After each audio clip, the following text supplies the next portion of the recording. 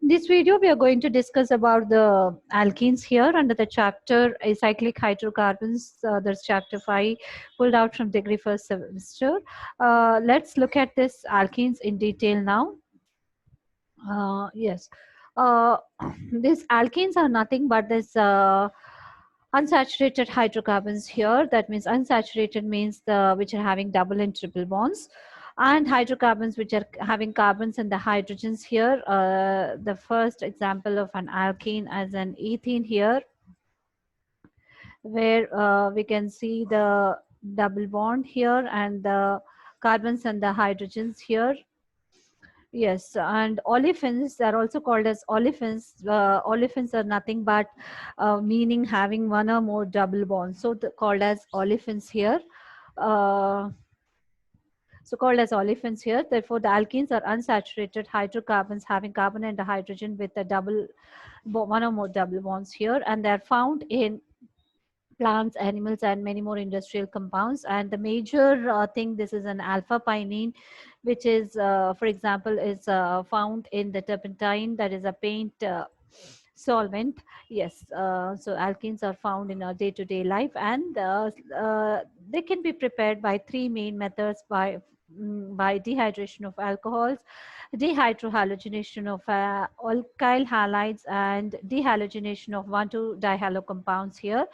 So the first one is the preparation of alkenes by dehydration of alcohols. Dehydration is nothing but the removal of water from alcohols.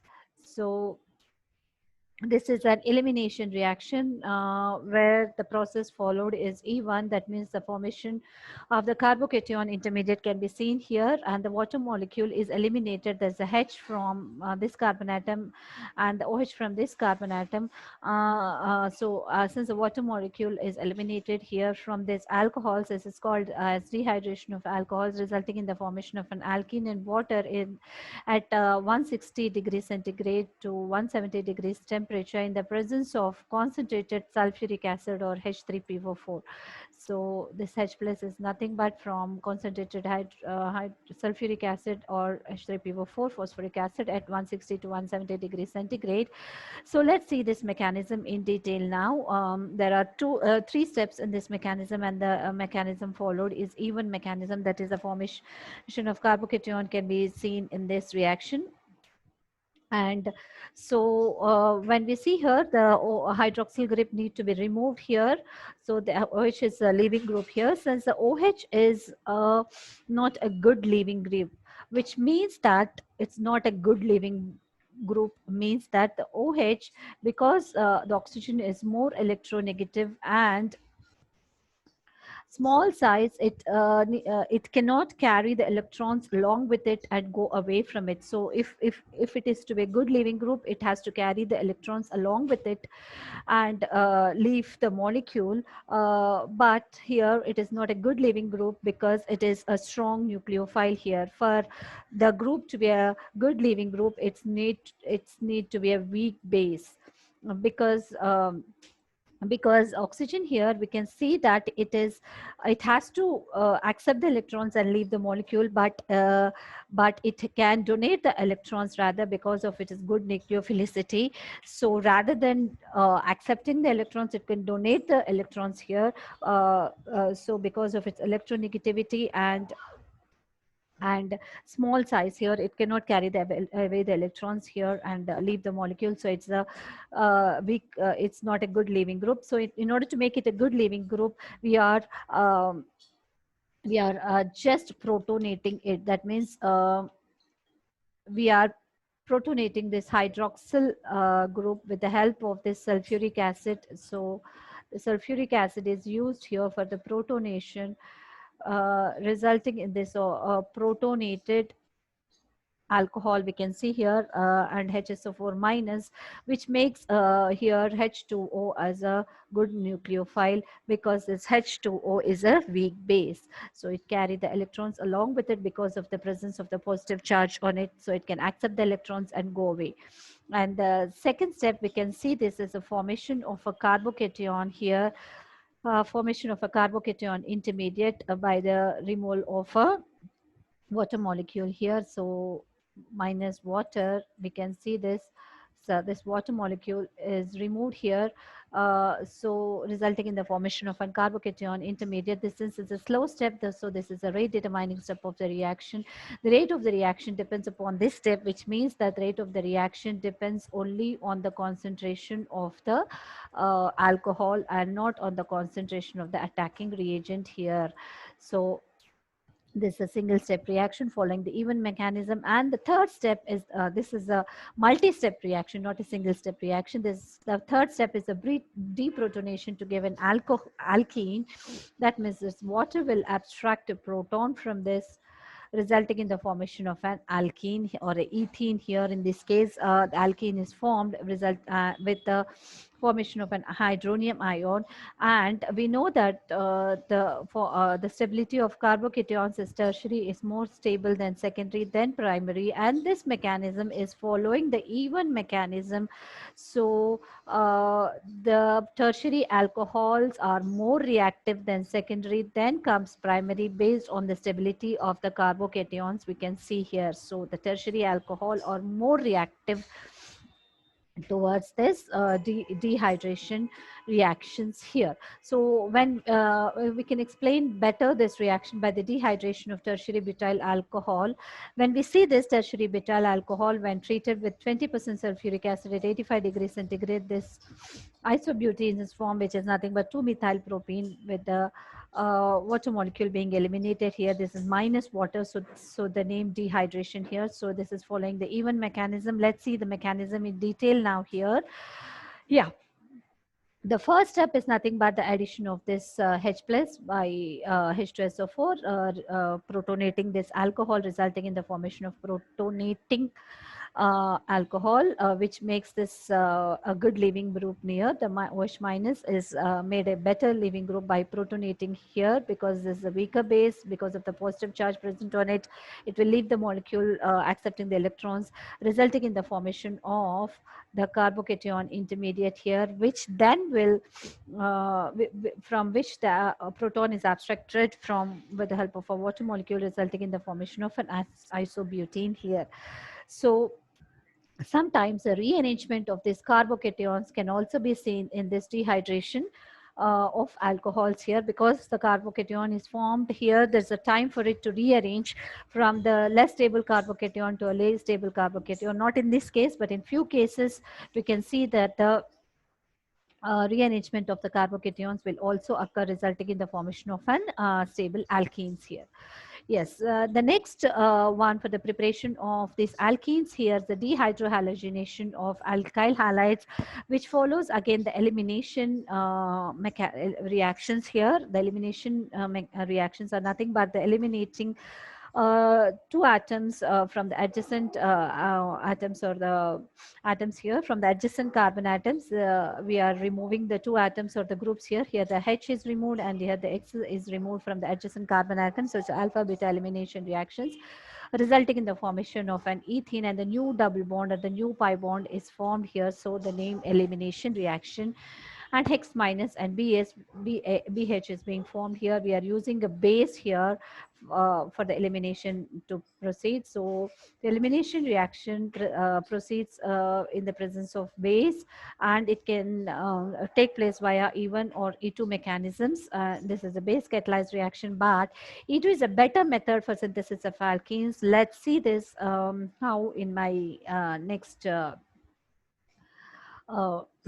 next slides. Yes, let's see this even mechanism. As the name suggests, even is nothing but the elimination unimolecular reaction, where the rate of the reaction depends only on the concentration of the alkyl here, alkylhalide, and not on the concentration of the base which is used here. And as a result, this is a multi-step process. There's a non-concerted involving two steps here, and the reaction proceeds in the presence of polar solvents like water or alcohol here. So this is a base catalyzed reaction. The solvent which is used here is a polar solvent, that is water or alcohols which are being used here as a solvent, and it's a base catalyzed reaction, and the weak base is just enough for the abstraction of a proton here and not a strong base, as in the case of E2 mechanism. When strong bases are used, we know that E2 mechanisms are followed because the strong base will readily abstract the proton, kicking the leaving group from the substrate, resulting in the E2 mechanism here. Now, for this, as a slightly a weak base is enough for the abstraction of a proton from a carbocation.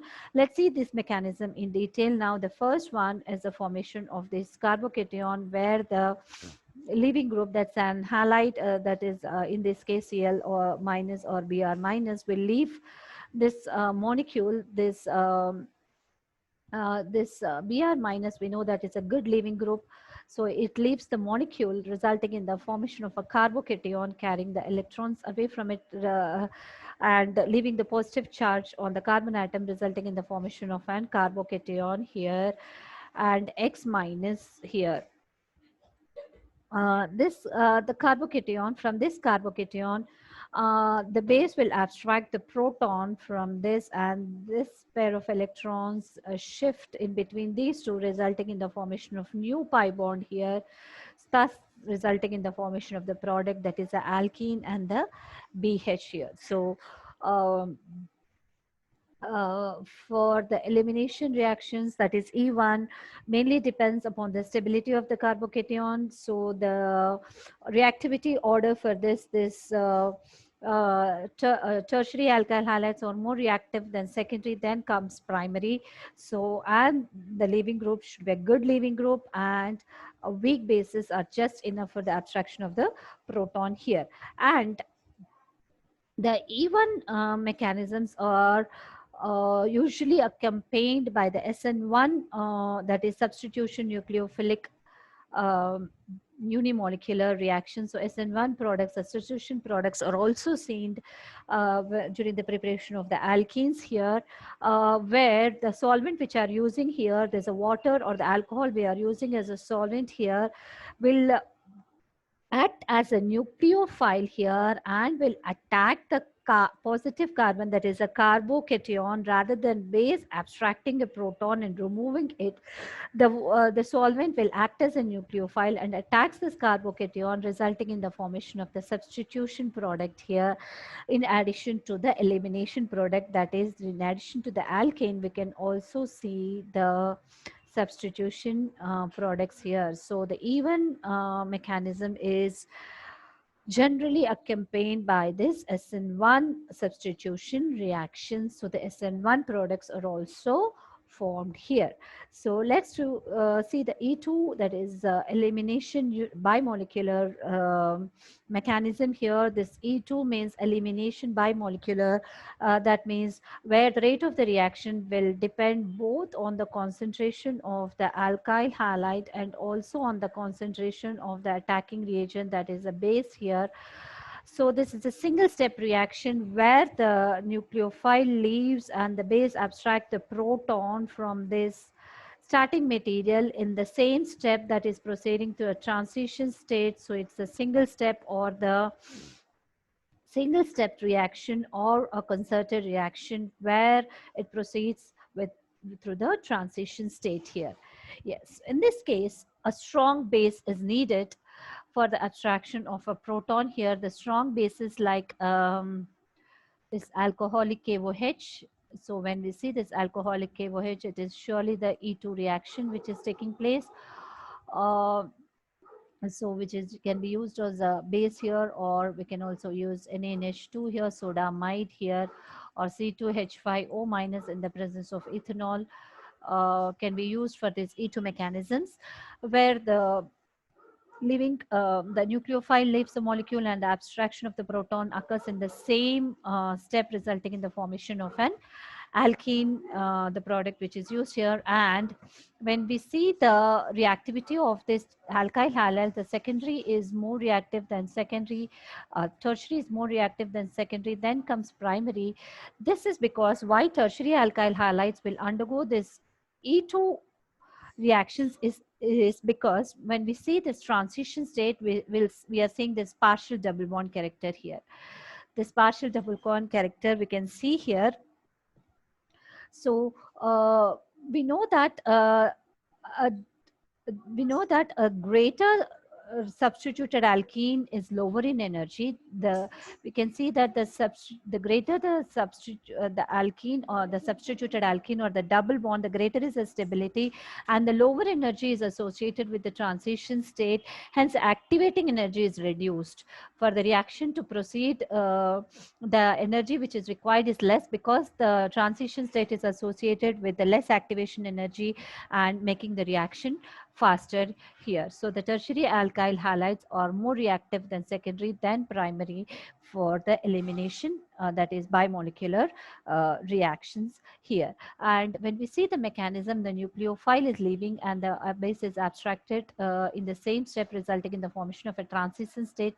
See the partial negative charge on this base and partial negative charge on this nucleophile, and the negative charge is distributed throughout the transition state here, and the partial double bond character also can be seen here.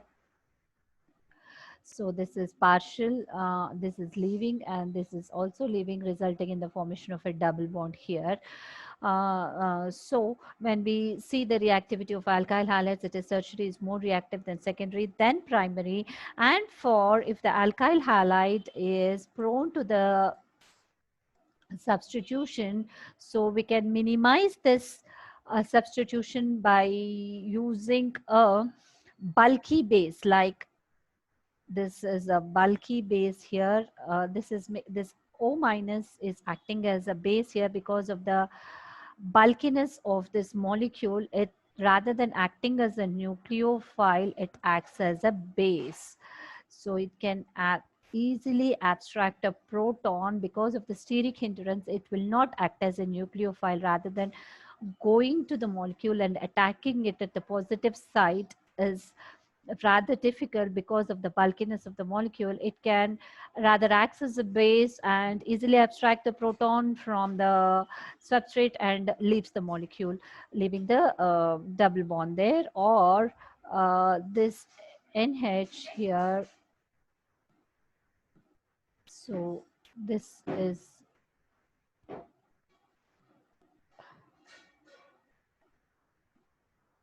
diethylamine, and then comes here, because we are introducing the bulky groups on this ion here, making it a base rather than a nucleophile.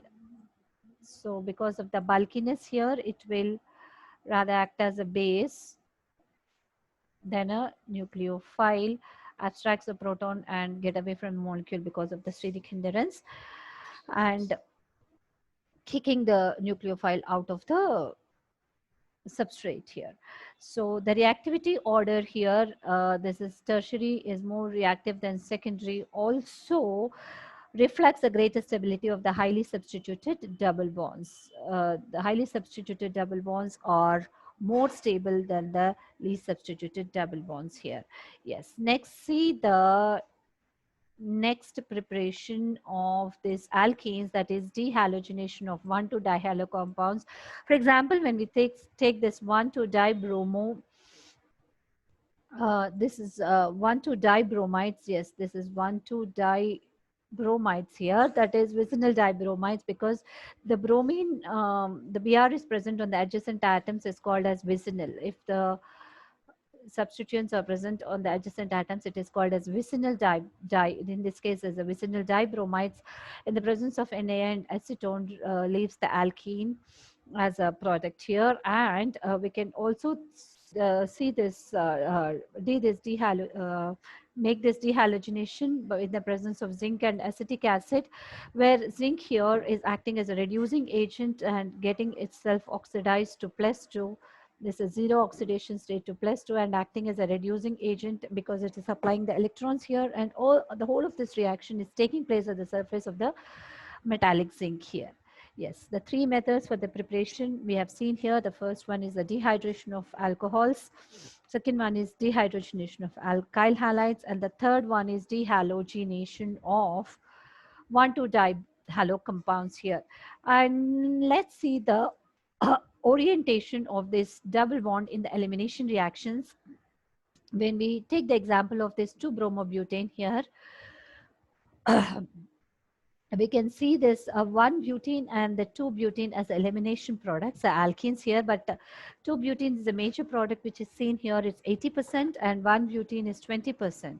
So the formation of the unequal amounts of this can be explained based on the saytzeffs rule, which says that the more substituted double bond is more stable. That means the more substituted alkene. So when we see this, this is H and CH3. So this is more substituted when compared to this one. So this is more substituted here. So there are two groups which are seen on the double bond here. Only one group, this is C2H5 ethyl group on the C. So this is more substituted. So this is more stable. It's also called a saytzeffs product or saytzeffs product. saytzeffs product or saytzeffs product. And the more substituted double bond, that is thermodynamically more stable product, predominates in the elimination reactions here. So if more than one elimination product is possible, the more substituted alkene is more stable product. That's a major product. We can see here this 2-butene is a major product here. And when we see the stability of these alkenes here, we know that the more substituted alkene is more stable. This is tetra substituted. This is more stable. Then tri, then di, then comes mono substituted product. So the stability of this can be explained based on the saytzeffs rule or saytzeffs rule, which says that the more substituted double bond is more stable and predominates.